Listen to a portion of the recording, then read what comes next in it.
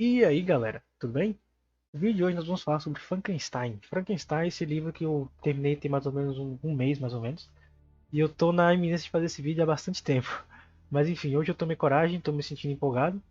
E vamos falar sobre Frankenstein então. Frankenstein é um livro, assim, acho que de horror, né? Escrito aí pela Mary Shelley, acho que nos seus 17, 18 anos. E resultado de uma aposta com os amigos. E assim, é uma das primeiras mulheres a escreverem abertamente um livro, sabe? Isso já seria um motivo suficiente para ler, né? Mas o livro, além de ter essa relevância histórica, né? Ele é muito bom também, então não precisam se preocupar, né? A Mary Shelley, ela era filha de pessoas influentes na época, né? E naquele tempo as mulheres estavam começando a ser consideradas como gente, né? Engraçado, né? Século XVIII, mas 18 e 19. Naquele tempo as mulheres começaram a ser consideradas como gente. E a Mary Shelley, essa mulher aí fora do seu tempo totalmente, escreveu o primeiro livro dela, que viria a ser o mais famoso, Frankenstein. Frankenstein é inovador porque ele bota o livro nos, no ponto de vista do monstro, sabe? Desde a criação dele até o que ele acha, o que ele passou. O que é algo conflituoso, sabe? Porque você meio que começa a sentir pena pelo monstro. É aquela verdadeira história de tragédia que não tem é, pessoa errada, tem apenas uma junção de má sorte com circunstâncias, com time errado que prejudica todo mundo, né? Aquela situação luz-luz que todo mundo perde. Mas vamos lá, né? Eu vou falar sobre a minha experiência com esse livro. Eu não sou nenhum leitor formado ou algo assim. Eu sou uma pessoa bastante literária, na verdade. Acho que esse foi o primeiro livro que eu peguei assim, não vou ler por diversão. Eu tava naquele sentimento, pessoal, em que você fica passando o catálogo na Netflix, descendo, subindo, assistindo séries repetidas, o que não é o mesmo sentimento, não recomendo ninguém a fazer isso. Aquela série que você gosta bastante nunca vai ser melhor na segunda vez, porque você já sabe o que acontece, você já sabe os segredos, etc. Mas assim, eu tive uma boa experiência com Frankenstein. Não é um livro tão grande, o que facilitou bastante, acho que tem 300 páginas na versão que eu li. Eu li mais ou menos 2 capítulos por noite, quando eu tava querendo pegar no sono. E fluiu bastante, eu terminei mais ou menos em 2 semanas, 2 semanas e meia. Não me arrependo, foi bastante prazeroso. Assim, pelo menos na minha experiência, né? Não sei se na de vocês pode ser parecido, pessoas que têm perfil parecido com o meu, que, tô precisando de entretenimento na hora de dormir, ou algo quando eu tenho um tempinho livre. Porque a pior coisa é você ter tempo livre e não saber o que fazer com ele, né? Ninguém merece isso. Mas então, vamos prosseguir. A versão que eu li foi uma que eu consegui na internet, um PDF. Aí eu fiquei lendo no celular mesmo, que eu não tenho Kindle. Tirei a versão do domínio público. Eu gostei bastante, porque comparado com a versão que eu tinha aqui, que era da minha irmã, uma versão infanto-juvenil, tem 150 páginas a mais. E no total das coisas não faz tanta diferença, né? Porque o livro já é bastante curto, mas com 150, de 150 páginas para 250 o livro está muito mais completo. Eu não achei que faltou nada não. Mas é isso então, essa foi a versão que eu li e recomendo bastante. Não sei se é a melhor versão que tem no caso, né? Aí eu preciso da opinião de vocês. Minha experiência com Frankenstein foi bastante prazerosa porque logo de início eu pude me identificar com o sentimento da carta inicial, né? Que ele dá meio que um prefácio. E os primeiros capítulos ali que dão que o Victor e o Robert são os locutores, né? Eu me identifiquei bastante com os dois. O Robert é uma pessoa mais solitária, assim, sabe? E busca um propósito maior no fim do mundo. Ele busca a glória, aquele velho desejo dos homens, né? Isso é durante a humanidade, né? Tem aquela teoria bastante popular e talvez antiga, é meio arcaica agora, né? Que tudo realizado pelos jovens homens são realizados pelos sonhos, né? Os sonhos de glória, respeito, dinheiro e mulheres. Todo jovem, homem jovem da história partiu de um desses 5 desejos. Mas enfim, não quero falar muito sobre isso, né? Robert é mais ligado a esse sentimento de melancolia e de ser melhor, sabe? Se, de melhorar com o tempo, de buscar algo que vale a pena, algo que marque o mundo com a sua ciência, né? E assim, eu acho que isso é um sentimento que todo mundo pode se já sentiu em alguma parte da vida, né? Se você não sentiu, parabéns, eu sou uma pessoa privilegiada. Agora sobre o início do livro, realmente, né? Que é a história do Victor. O Victor é outro cara assim que eu acho que eu me diverti mais do que eu deveria. Ele tem uma vida pacata, sabe? Sempre teve tudo que queria, é, sempre viveu confortavelmente, não tinha nenhuma dificuldade, tinha uma família que amava ele. E ele aproveitou bastante, né? Uma pessoa normal, assim, de classe média alta que tinha naquela época. Nada demais. Mas ele tinha aquela curiosidade sobre a ciência. É um homem da ciência, realmente, né? E ele fala lá que, como todo hobby, né, que a gente tem, qualquer interesse que você tem, você meio que começa com o que você tem, sabe? Fazendo improvisos, buscando de fontes talvez não ideais, como o primeiro contato que ele teve da ciência, né, com Paracelsus e algumas teorias mais arcaicas, né, do período dele. E ele vai lendo esses livros, toma gosto pelo pensamento de explicar a natureza e tal. E foi bastante legal, ele é um bastante diferenciado. Hoje em dia a gente precisa de pessoas como ele, sabe? Aquelas pessoas que realmente gostam da ciência. E ele utiliza desse desejo que ele tem para quando ele atinge a maioridade, né? Para se distanciar da família, porque ele sente a necessidade de crescer, de buscar os seus sonhos. Então ele abandona tudo, abandona os confortos da vida, a vida fácil, e se muda para Inglaterra para iniciar a faculdade, né?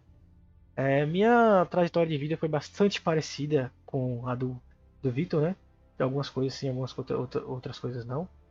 E esse foi o que me deixou assim bastante preso no livro. Porque até essas partes chatas do livro, né, que geralmente é o início, que a pessoa não sabe o que está acontecendo e tal, me chamou a atenção. Acho que eu já tive pensamentos parecidos na época, né? O que me chamou bastante atenção, pessoal, como eu já disse. Né? Fazendo um paralelo aqui, né, pessoal?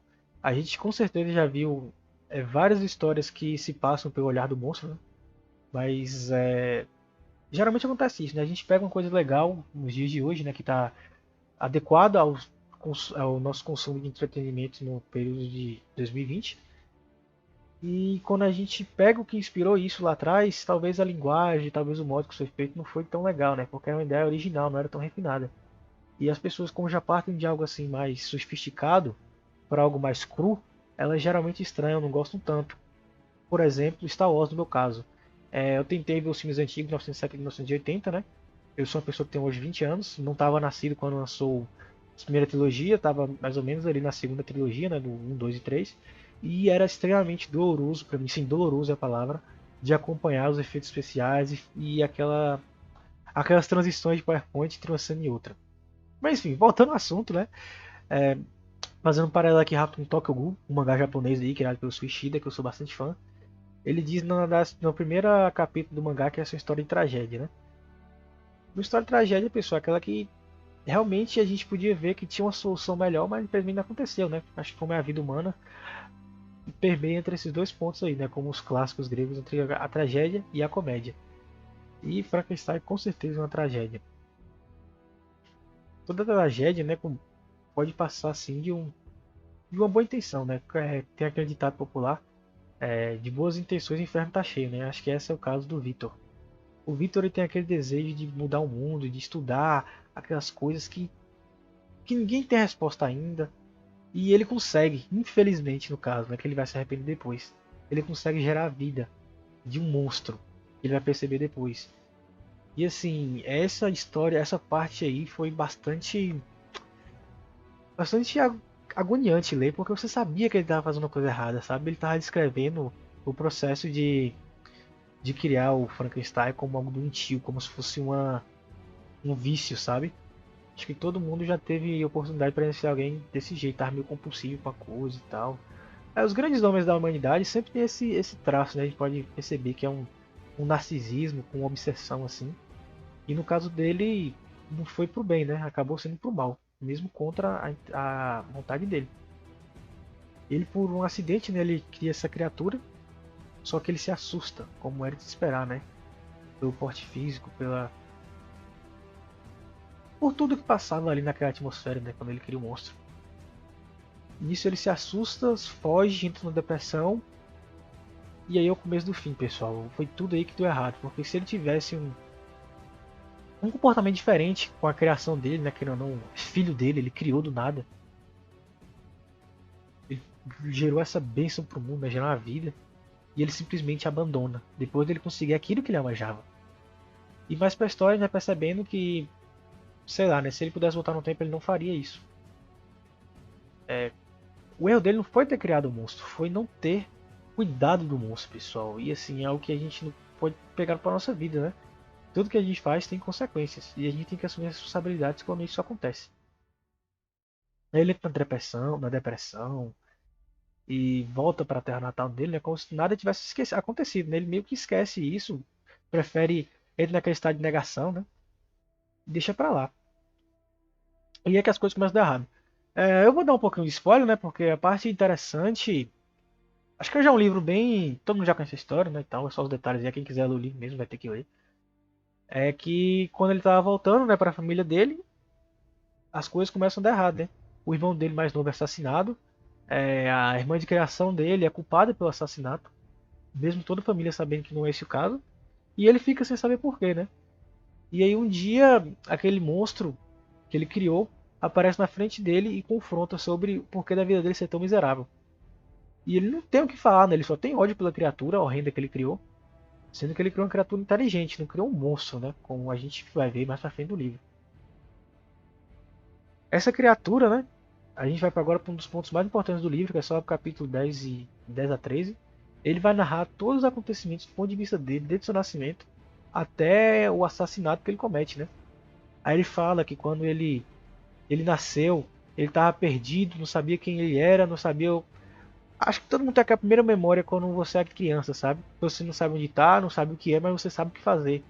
Aí tem um trecho do livro aqui que é bem interessante, eu vou citar para vocês. Um dia, castigado pelo frio, descobri uma fogueira abandonada por uns mendigos que ali passaram e cheguei a saltar de alegria ao sentir o calor que me proporcionava.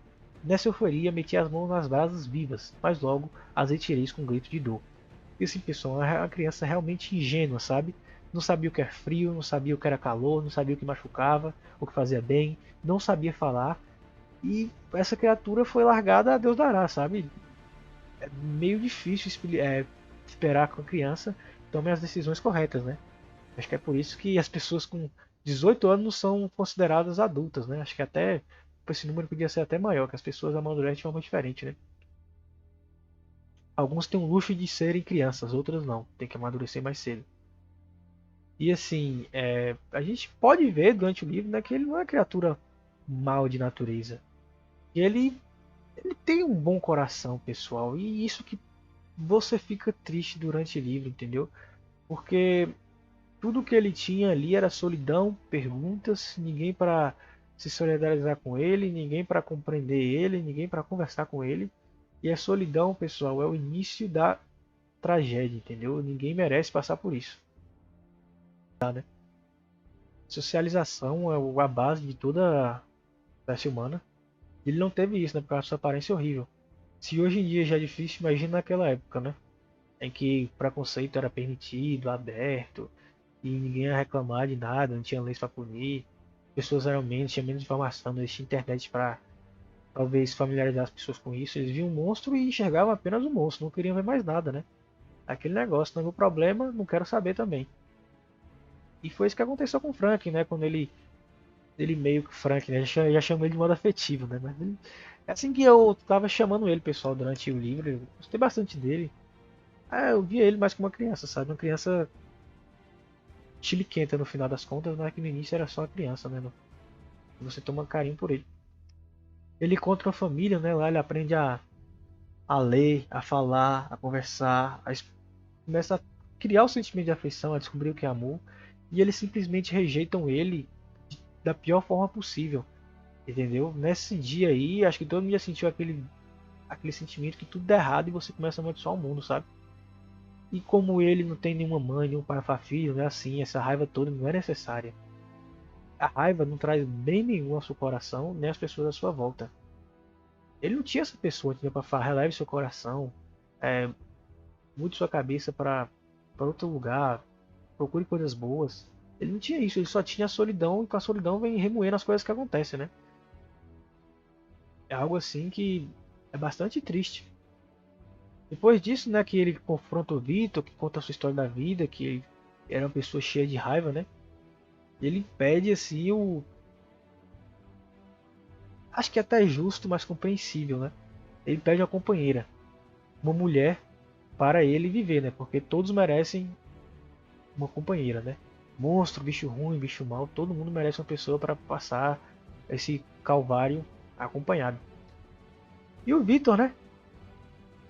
Maluco, já cheio de ódio, né? Porque, querendo ou não, a criatura tinha matado a família dele, já tinha destruído a parte dele. Aí que eu acho que foi o problema do Frank, né? Se ele tivesse matado esse parente do Victor, tudo poderia correr tranquilo, né? Sei lá, talvez ele virasse um mordomo, virasse uma pessoa excêntrica, né? Mas não, ele preferiu ir pelo início da violência logo, né? Tomado pela fúria, como ele fala. E ele pede que o Victor faça uma esposa para ele.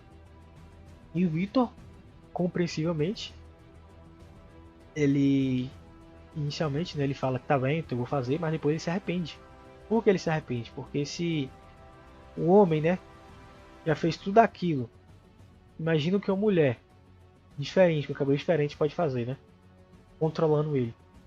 O Frank nessa história aí, se a gente fosse botar no dia de hoje, ele seria um incelzinho, entendeu? É um cara que tá com raiva, ele quer pelo menos ter uma mulher. Mas seguimos, né? O Victor falou, não, não vou fazer isso porque se... Agora você imagina, né? O ponto de vista do Victor e o ponto de vista da Fran Cristina, que eu vou chamar ela aqui agora, né? Hipoteticamente. Você é criada com sua forma abominável para satisfazer um outro monstro abominável. E foi o pensamento de Victor assim, que ele teve que eu achei sensacional. Poxa, se eu crio um ser tão abominável assim, tão horrível, que certeza que eu vou ter que esse ser pode ser capaz de amar um ser tão horrível como ele? Quem me garante que ela não vai querer, por exemplo, passar um tempo com um homem normal da espécie humana?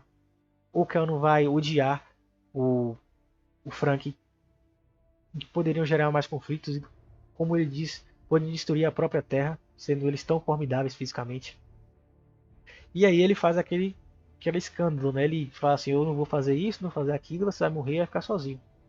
E compreensivelmente o Frank fica nervoso e ele xinga e ameaça e assim, um texto maravilhoso. Vou até botar aqui alguns trechos que eu tenho aqui que eu tirei o print porque eu realmente me peguei lendo esses textos assim 2 a 3 vezes que é maravilhoso. Eu vou ler aqui uma parte para vocês dele ameaçando o Victor, né? Você, meu criador, seria capaz de reduzir minhas frangalhas e exultar com isso. Considere isso e diga-me, por que devo usar de mais piedade com o homem do que ele comigo? Para você não seria crime jogar-me numa dessas fendas de gelo e destruir minha estrutura a obra de suas próprias mãos? Por que devo respeitar o homem se ele me despreza? Que ele vive em paz comigo e deixe-me viver. Então, em vez de malefícios, derramarei o bem sobre sua cabeça, agradecendo por ter me aceitado. Mas isso não é possível. Os sentimentos humanos são barreiras intransponíveis à nossa união. Todavia, não terei a submissão do escravo. Vingar-me-ei das ofensas. Se não posso inspirar o amor, causarei medo, e principalmente a você, meu arqui-inimigo, que por ser meu criador, juro odiar sem trégua. Esteja atento para isto. Trabalharei por sua destruição e não descansarei até que tenhas palestado seu coração. De tal modo que você amaldiçoará o dia em que nasceu. Assim, é de arrepiar, sabe? Paralelo que eu faço isso é com a frase de Malcolm X, para você não confundir a reação do oprimido com a violência do opressor. E a gente não sabe quem é aqui agora, né? Porque, quer ou não, o rapaz foi confinado a uma vida miserável, né? E ele agora ele quer descontar no mundo. Infelizmente, né, o leitor, ele se vê do lado do Victor, né, porque ele é um ser humano, e ele meio que entende mais, sabe que entre ele e o Frankenstein é melhor ser o Frankenstein, né? Então ele meio que sabe a realidade das coisas. É de arrepiar esse livro, assim, cada parte, entendeu? E assim, ele até fala, né, que ele está arrependido de algumas partes do que ele fez, mas que ele vai jurar, ele jurou a destruição do Victor. Ele até diz, né, até o diabo tem direito à companheira e eu não tenho. E isso foi o começo do fim, né? O Frankenstein, daí pro final, ele se forçou a fazer de tudo para destruir Frankenstein, o Victor, né? E assim, o Victor foi bastante ingênuo nessa parte, eu acho que todo mundo viu isso a 1000 metros de distância, sabe que ele não ia matar o Victor como ele estava esperando, ele ia destruir tudo em volta dele, tudo aquilo que ele ama, os familiares, a esposa, e foi o que acontece, né? Ele destrói tudo aquilo que o Victor tem, ou depois que o Victor não tem nada, ele sai na jornada para tentar exterminar o Frankenstein. Nisso ele vai para os confins do mundo, atravessa a Europa, continentes, e chega à Antártica, né, onde ele encontra essa alma aventureira do Robert, das cartas do início do livro. O Robert, ele fica encantado, né, com a pessoa que o Victor era, uma pessoa bem capaz, uma pessoa que é bem educada, que tem cultura, que ele sente como se fosse igual a ele, mas ele percebe que o Victor não está no auge dele, né, já está em frangalhos. Ele fica imaginando o quão grande o Victor poderia ter sido na sua plenitude, né, antes de estar lá no meio do nada, zoom, passeando pelo mundo. Né? E nisso, na cabeceira de morte, né, do Victor, o Victor fala que ele se arrepende, né, algo assim bastante bonito. Ele fala que ele não estava correto, tudo aquilo talvez fosse merecido, mas que ele não pode voltar atrás, né? Ele tem que pelo menos pagar o preço de levar ruína a todas as pessoas à sua volta e talvez a humanidade, né? Aí o Frankenstein chega perto dele, né? Fala que ele perdoa, que ele tem a circunstância, mas ele não tem culpa de ser ele mesmo. Fala que depois que o Victor se for, ele vai ir pro exílio e vai acabar com todo esse medo que o Victor tinha. Assim, pessoal, fiz um resumo aqui com spoiler, sabe? Foi um livro assim que marcou bastante. Sensacional, velho. Tipo assim, é curto, é charmoso, é marcante, o diálogo é excelente. E é algo que eu não tenho muito, sabe, com livro. Eu não fico muito preso a livro. E esse foi uma exceção, sabe? Pelo menos nesse início, assim. Uma experiência, assim, verdadeiramente, como é que eu posso falar, enriquecedora. Eu espero que vocês tenham sugestões pra mim aí. Eu assim, fui diversão do início ao fim, cara. Esses foi um dos primeiros livros que não teve parte chata pra mim, pelo menos, sabe? Mas eu não sei se isso é por razão pessoal, não sei se vocês sentem o mesmo que eu senti no início do livro. Enfim, eu espero para aqueles que um dia esse vídeo apareça que comentem o que vocês acharam, o que vocês têm a falar sobre isso, né? Um livro bastante fluente, assim, que realmente estou feliz de ter tido tempo para ler isso. E é isso então, pessoal. Esse livro, esse vídeo talvez não seja tão completo, tão bem feito quanto eu gostaria. Mas me divertiu. Difícil vai ser achar imagem para preencher isso aqui, mas a gente dá um jeito. É isso então, pessoal. Se gostaram, dê um like, por favor, comentem aí, participem, se não sabe a diferença que isso faz para mim. E é isso. Até a próxima. Beijo. Tchau.